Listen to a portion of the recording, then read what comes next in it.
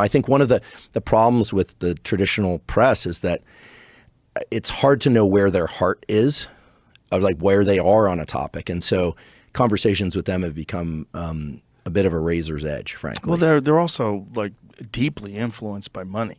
Like that, that raccoon dog thing.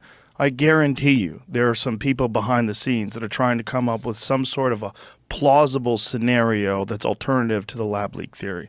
And that's why they're coming up with this. It's not like the people that I've talked to that understand this. I've had many conversations with virologists and evolutionary biologists who explain to me why this is most likely a lab leak. They're not arguing with this. So when someone comes along with this and they're saying, oh, we found it, like, no, you didn't.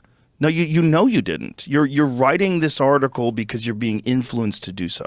Like someone is telling them that this is a good thing to put out. Someone is giving them information and saying, we believe this and you should print this. Well, and there's money behind that doesn't reach independent journalism. That's the difference. Like the amount of money behind an advertisement that goes to CNN or an advertisement that goes to the New York Times, it's a different thing than what goes to Breaking Points with Crystal and Sagar, than what goes to Matt Taibbi's Substack. There's none there. There's no influence there. These people are influenced by gigantic corporations. That's why they put out articles that are not plausible. That's why people don't trust them anymore. That's why, people think they're fucking shady.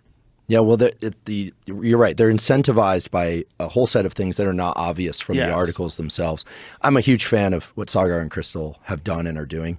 Me too. Huge fan. It's incredible. It's incredible and it's important. And they're so fucking honest. Like they give you what is their actual take on whatever is going on in the news, and it's well researched. And the fact that exists now is so important, because if it was not for independent journalism, we would be in a pickle. We would be in a really bad state, because a lot of people got duped by the pharmacological industry, the pharmaceutical industry, the medical industry, the military industrial complex.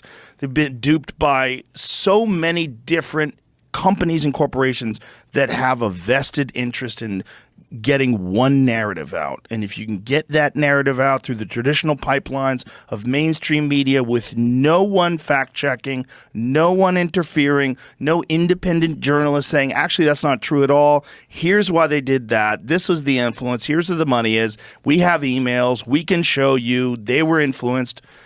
If it wasn't for them, we would be fucked. And it's one of the beautiful things about the internet today.